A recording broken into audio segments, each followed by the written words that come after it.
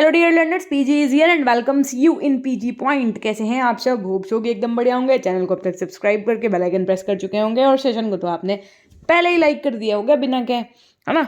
तो भैया आज हम लोग शुरू करेंगे आपका चैप्टर नंबर 9, लेकिन आज हम अपनी स्ट्रेटेजी के हिसाब से काम नहीं कर रहे होंगे। क्यों मैम? क्योंकि हमने कहा ये चैप्टर आपका थोड़ा सा छोटा है, तो इसको हम लोग डे 1 में ही कंप्लीट करने की कोशिश करेंगे, यानी कि लॉन्ग और शॉर्ट एक ही वीडियो में। ठीक है, थोड़ा सा सेशन बड़ा हो सकता है, लेकिन उसकी आपको चिंता नहीं करनी है। एक बात का विशेष ध्यान रखना है, ध्यान आपको ये रखना है कि देखो, इससे 100% क्वेश्चन बनेगा आपका, और मोस्ट प्रोबेबली चांसेस है कि शॉर्ट में बने। ठीक, तो बहुत अच्छे से पढ़िएगा, क्योंकि एग्जाम के पॉइंट ऑफ व्यू से बहुत इंपॉर्टेंट है। पढ़ना नहीं है, हमने आपको कल ही बता दिया था कि इसको क्या करना है भैया, जीना है। आपको हम ले चलेंगे आज आपके पास्ट में। आप कहते थे ना वो स्कूल दिन कब वापस आएंगे, आ गए आपके स्कूल के वो दिन, वो पुराने दिन, दिन सुहाने दिन आ गए हैं वापस। चलिए चलते हैं आपकी लैब में, फील्ड में, प्लेग्राउंड में, हॉस्टल अगर रहे हैं, स्टाफ रूम से, वो टीचर के रूम से कॉपी उठा करके लाना, टेस्ट कॉपी सबमिट करने के वहाँ पर रखने जाना, प्लेग्राउंड में 2 ग्रुप्स के बैच के साथ में लड़ाई होना और फिर गले मिलना, साथ में लेबोरेटरी में चुपचाप से कोई एक इक्विपमेंट टूट जाना और चुपचाप से उसको वहीं पर रख के चले आना, है ना। इन सब के विषय में हम चर्चा करते हुए आइए पढ़ाते हैं आपको आपका चैप्टर, जिसका पहला क्वेश्चन आपकी स्क्रीन पे है। लॉन्ग आंसर के रूप में हम बात करने से पहले आपको सिर्फ और सिर्फ ये बताना चाहेंगे कि अगर आप अभी तक हमारी इंस्टाग्राम आईडी से नहीं जुड़े हैं तो पीजी पॉइंट ऑफिशियल के नाम से हमारी इंस्टाग्राम आईडी, आप हमसे वहाँ से जुड़ सकते हैं। पीजी पॉइंट के नाम से ऐप है, ऐप पे आपको मॉडल पेपर दिए हुए हैं, और कोर्स अगर आप नहीं लेना चाहते हैं तो नहीं लीजिए, क्योंकि इतनी जल्दी हमारा भी ये मानना है कि अब आप पढ़ नहीं पाएंगे पूरा कोर्स, है ना। क्योंकि कोर्स पीडीएफ कोर्स में क्या है कि आपको मिलेगा तो सब कुछ, लेकिन उसको पढ़ पाना बहुत अब तक कठिन समय है ना, क्योंकि आपके पास कम समय है। तो मैं बहुत ज़्यादा प्रेफर नहीं करूँगी, लेकिन अगर आपको लगता है कि नहीं आप पढ़ सकते हैं तो आराम से ले लीजिए। मॉडल पेपर बच्चे कहते हैं कि मैम हमको लगाने हैं सिर्फ, तो हमने अलग से प्रोवाइड करा दिया। उसके लिए आपको पीजी पॉइंट ऐप के ई नोट्स सेक्शन से जाकर के मॉडल पेपर ले लेने। मॉडल पेपर जरूर से ज़रूर लगा लीजिएगा। और बाकी जो मैं आपको फ्री ऑफ कॉस्ट क्लासेस देख रही हूँ उनको आपको यूट्यूब पे लेना है। केवल पीडीएफ कोर्स हमने पेड कर रखा है, बाकी क्लासेस जितनी है वो सारी आपकी फ्री हैं यहीं पे। ठीक है, तो आइए देखते हैं आपका क्वेश्चन नंबर 1 क्या कह रहा है कि प्रयोगशाला से आपका क्या तात्पर्य है, और प्रयोगशाला स्थापना के सिद्धांतों का भी वर्णन करना है। ठीक है, तो सबसे पहले प्रयोगशाला से क्या आशय है ये समझो कि प्रयोगशाला भैया वैज्ञानिक प्रयोग, अनुसंधान, शिक्षण या रसायन और औषधियों के निर्माण के लिए सुसज्जित विद्यालय में एक कक्ष होता है। यानी कि आपके स्कूल में एक ऐसा रूम जहाँ पर आपको सारे इक्विपमेंट्स मिलेंगे, और जहाँ पर आप क्या करते हैं, सारे अपने क्या करते हैं भैया, जो भी आप प्रैक्टिकल वगैरह करते हैं वो आप यहीं पे करते हैं। विद्यालयों में प्रयोगशाला वह स्थान है जहां उपयुक्त अभिव्यक्ति एवं निर्धारित प्रयोगों के समुच्चय को सुव्यवस्थित ढंग से संपन्न करके मूल प्रायोगिक कौशल को सीखा जाता है। प्रयोगशाला विद्यालय का वह स्थान है जहां शिक्षक छात्रों को रचनात्मक कार्य कराते हैं। रचनात्मक कार्य से संबंधित आंकड़ों को व्यवस्थित रूप से रखा जाता है, जिससे आवश्यकता पड़ने पर उनका प्रयोग हम सुगमता से क्या करें भैया, से उनका प्रयोग हम सुगमता से कर सकें।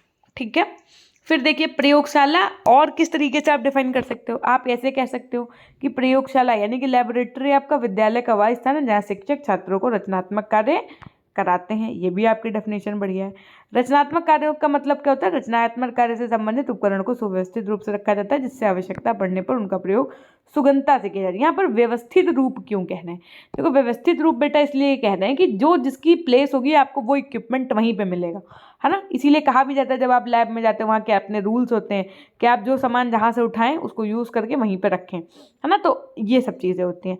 लेकिन नेक्स्ट पार्ट में आपसे क्वेश्चन में पूछा गया था कि प्रयोगशाला स्थापना के सिद्धांत क्या है।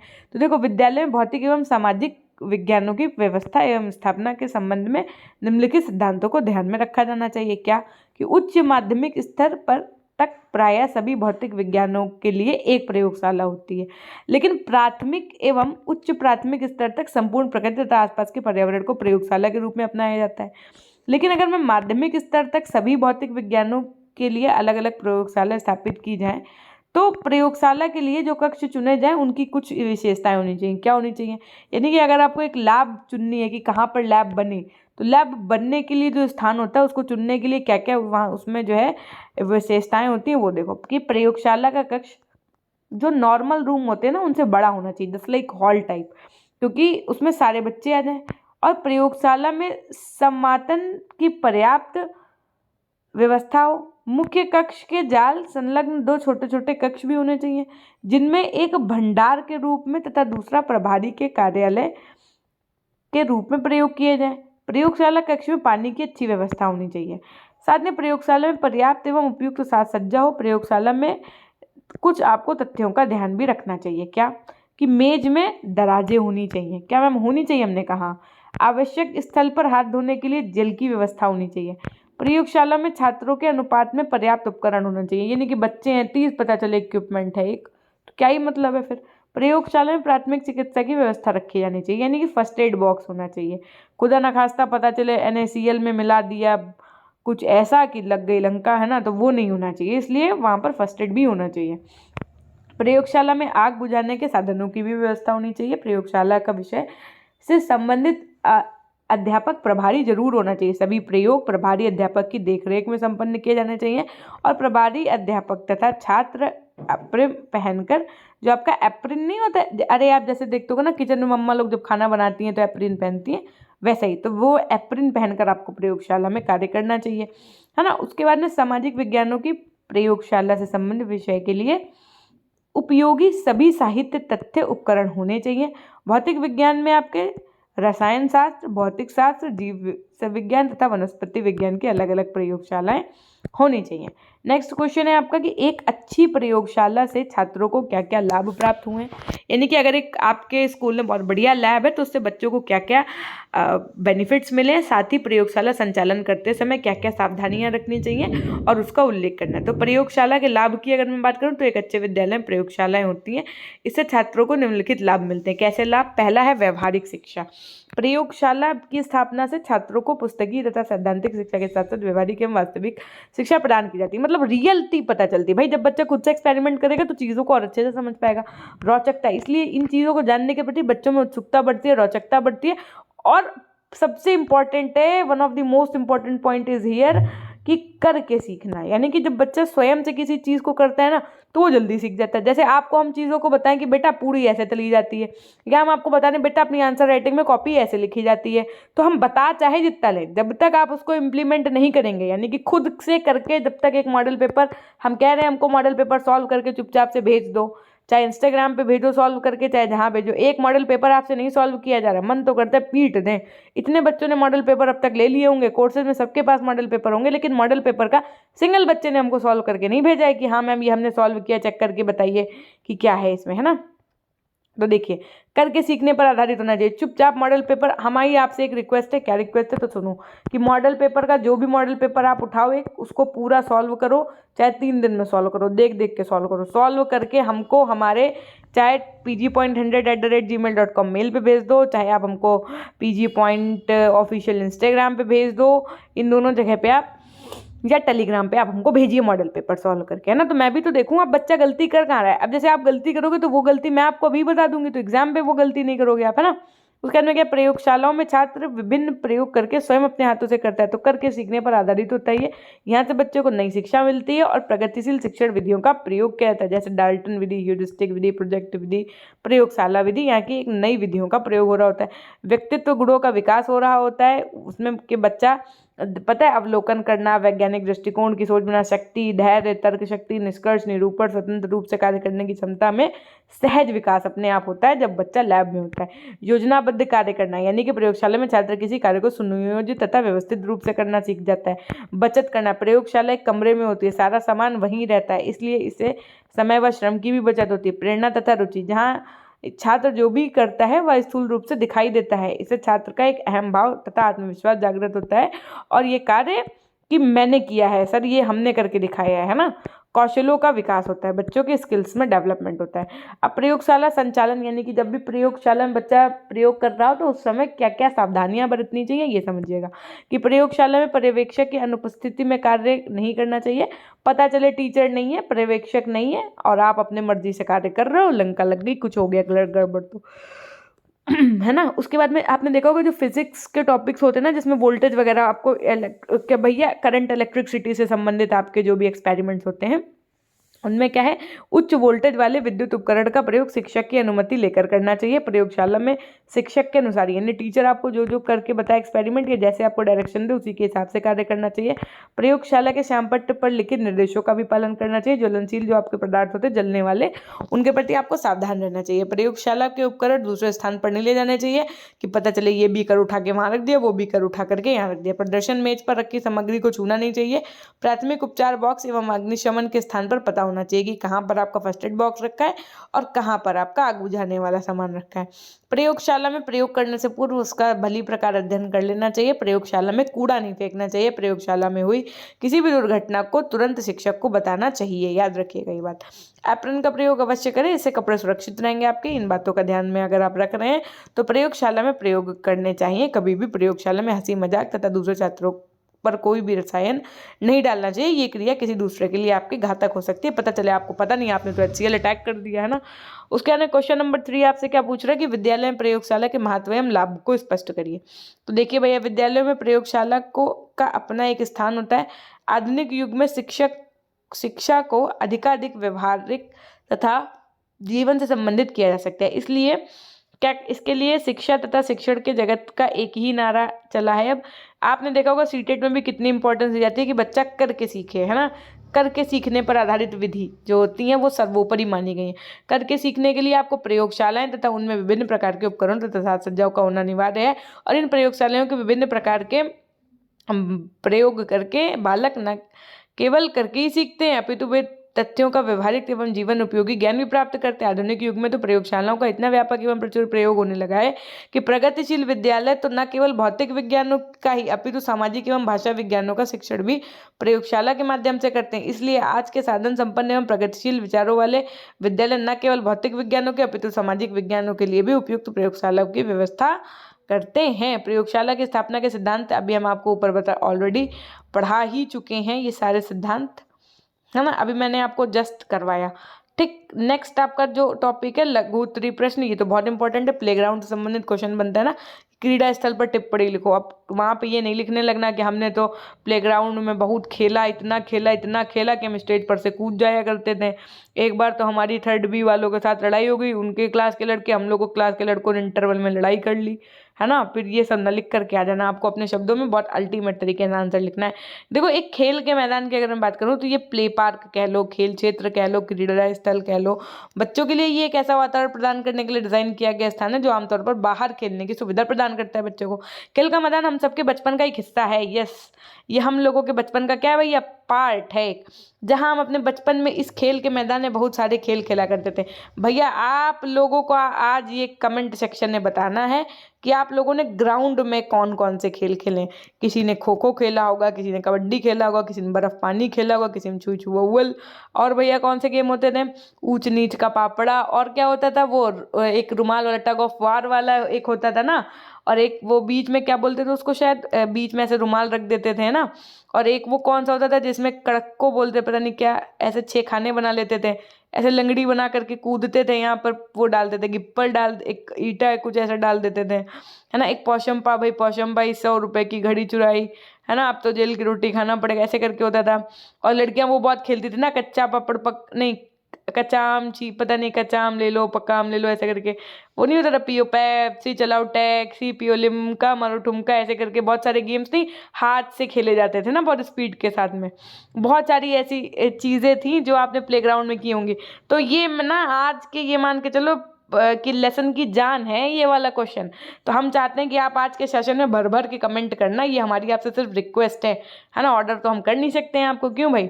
तो ये बताना आप लोग कमेंट सेक्शन में कि आप लोगों ने कौन कौन से गेम खेले हैं, या चुपचाप सिर्फ देखते थे बच्चों को खेलते हुए, हमारे जैसे इंसान कि सिर्फ बच्चों को खेलते हुए देख रहे हैं और खुश हो रहे हैं। किसकी तरह थे आप, बताइए।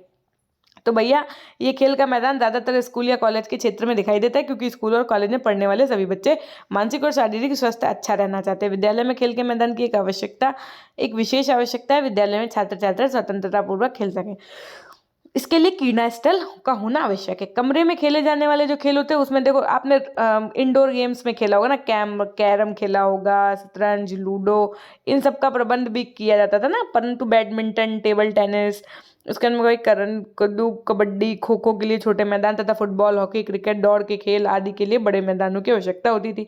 जहाँ तक संभव हो क्रीड़ा स्थल, खेल के मैदान की व्यवस्था विद्यालय के पास ही होनी चाहिए।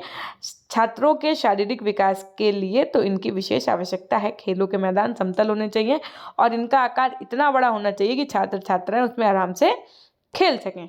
खेल के मैदान का महत्व क्या होता है? देखो, खेल के मैदान में बच्चा खेल खेल में बहुत कुछ सीख जाता है जो आपको पता भी नहीं होंगी चीज़ें, है ना। आप अब नोटिस करिएगा, खेल खेल के मैदान में बच्चा क्लासरूम में नहीं बोलता है, आप देखिए वो प्लेग्राउंड में टाएं टाएं एकदम बोलता हुआ मिलेगा अपने दोस्तों के साथ में, समझ रहे हैं। जो बच्चा बहुत ज़्यादा शाई नेचर का होता है वो भी प्लेग्राउंड में टाएं टाएं एकदम तोता की तरह बोलने लगता है। खेल के मैदान का महत्व क्या है? खेल के मैदान का ये है कि एक पाठ्य सहगामी क्रियाओं के आयोजन हेतु स्थान उपलब्ध कराता है। छात्रों के शारीरिक विकास में सहायता करता है।